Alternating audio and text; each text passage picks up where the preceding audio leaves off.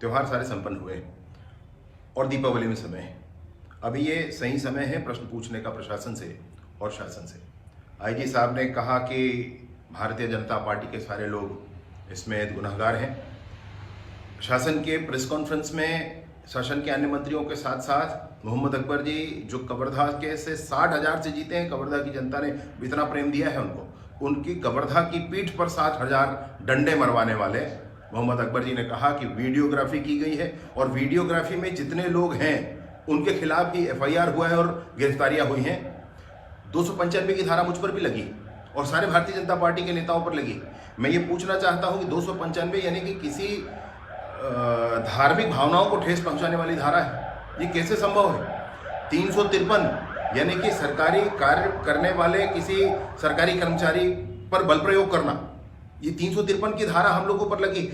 किसी भी तरह का वीडियो अगर आपके पास है, किसी भी, मैं खुद की बात नहीं कह रहा हूं, मैं अपनी बात तो कह ही रहा हूं आपसे, मैं साथ साथ भारतीय जनता पार्टी के सारे कार्यकर्ताओं की बात कह रहा हूं, सारे नेताओं की बात कह रहा हूं, जिम्मेदारी के साथ कह रहा हूं इस बात को कि अगर आपके पास ऐसा कोई वीडियो है आपत्तिजनक जिसमें भाजपा के नेता ऐसी किसी भी गतिविधि में संलिप्त दिखते हैं, आप उसको सार्वजनिक करें, कृपया सार्वजनिक करें।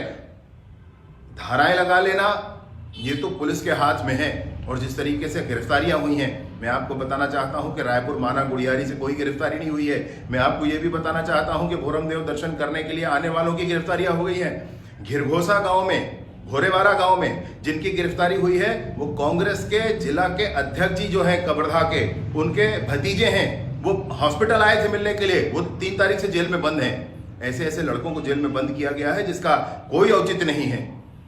आपको सिर्फ गिरफ्तारियां दिखानी थी इसलिए आप दिखा रहे हैं। मैं आपसे कहना चाहता हूं, पुलिस से भी कहना चाहता हूं, प्रशासन से भी कहना चाहता हूं, जबरदस्ती आपने कर्फ्यू लगाकर रखा शहर में जिसकी कहीं कोई आवश्यकता नहीं थी।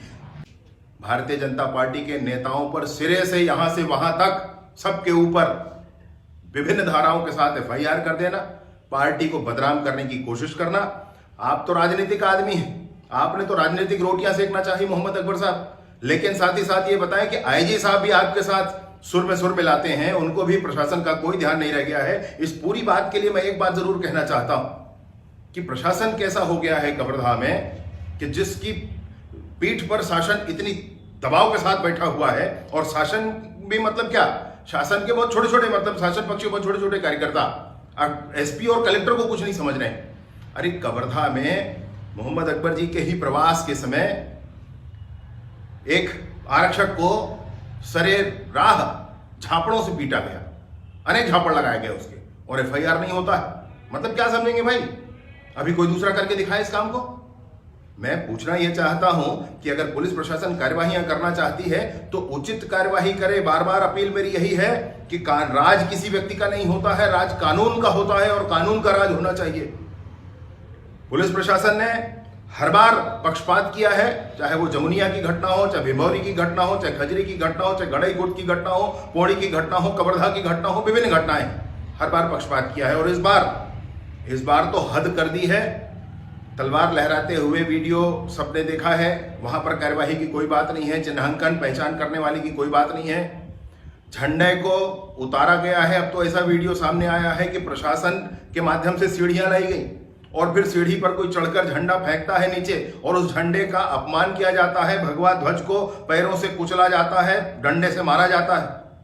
ये सब कुछ हुआ है और पुलिस के संरक्षण में हुआ है। पुलिस पर तो इतने सवालिया निशान हैं कि जिसका ठिकाना नहीं है। कैसे जवाब होगा इन बातों का मैं तो समझ नहीं पाता हूं। और कैसे आप चिन्हांकन नहीं कर पाते हैं अभी, कैसे उनकी गिरफ्तारियां नहीं होती हैं, कैसे उन पर कार्यवाहियां नहीं होती हैं। और माननीय कलेक्टर साहब कवर्धा के आप शांति समिति की बैठक बुलाते हैं, शांति समिति की बैठक में एक पक्ष पूरा नदारद है। ये कांग्रेस कमेटी की बैठक बुलाई है आपने, शांति समिति की बैठक नहीं थी वो। मैं बार बार निवेदन करता हूं, उस दिन भी अगर पुलिस प्रशासन ने मुस्तैदी से काम किया होता, दो पक्षों में विवाद था और उस विवाद को यह रंग नहीं दिया गया होता, उस दिन भी अगर पुलिस की कार्यवाही तुरंत हो जाती, अगर पुलिस तुरंत ही उन पर गिरफ्तारियां कर लेती। भाई इतना बड़ा विवाद हुआ है, TI सामने खड़े थे, उनके सामने दुर्गेश देवांगन को पीटा गया है, उसके बाद उसको मुलाहिजा के लिए ले गया और पुलिस की कस्टडी में था, लेकिन दुर्गेश के खिलाफ भी 2 FIR हुए। मतलब किस तरह से पुलिस काम कर रही है ये देखा जा सकता है बहुत स्पष्ट तौर पर। सारे भारतीय जनता पार्टी के नेताओं पर FIR, दुर्गेश देवांगन पर FIR, 2-2, 3-3 FIR हैं।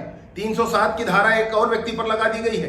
पहले वो दुर्गेश पर इशारा था, बाद में दूसरे के ऊपर लगा दी गई है। इन सारी बातों के साथ मैं ये पूछना चाहता हूं कि कवर्धा के सौहार्द को, कवर्धा के माथे पर इस कलंक को लगाने के लिए जिम्मेदार अधिकारियों पर, जिम्मेदार कर्मचारियों पर भी शासन कार्यवाही करे। मैं फिर से मांग करता हूं मोहम्मद अकबर जी से कि कवर्धा का प्रेम जो आपको मिला है, अरे उसका थोड़ा तो सम्मान करें आप। अरे उस पर सम्मान करते हुए कम से कम ये तो कहें कि कवर्धा में शांति बहाल हो, ये तो कहें कि कवर्धा में कानून अपने ढंग से काम करेगा, ये तो कहें कि किसी एक पक्ष का इतना दबाव प्रशासन पर नहीं होगा कि प्रशासन की सुध बुध न रहे, न्याय संगत काम हो। इन बातों की अपील मैं करना चाहता हूं और पुलिस बिल्कुल निश्चिंत रहे। भारतीय जनता पार्टी के जिन नेताओं कार्यकर्ताओं पर FIR हुए हैं, सब पुलिस को गिरफ्तारी देंगे। सब लोग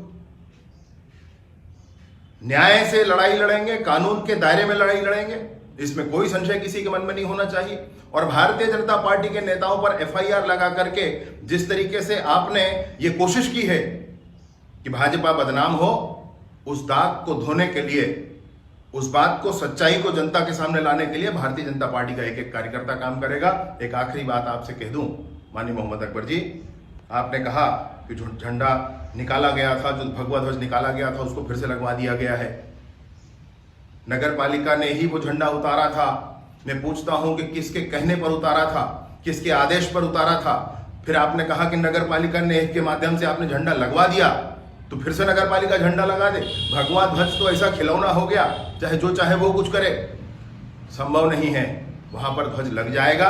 चिंता करने की शासन प्रशासन को आवश्यकता नहीं है। समाज के सामर्थ्य का झंडा वहां फहरेगा, इसमें कोई संशय नहीं है।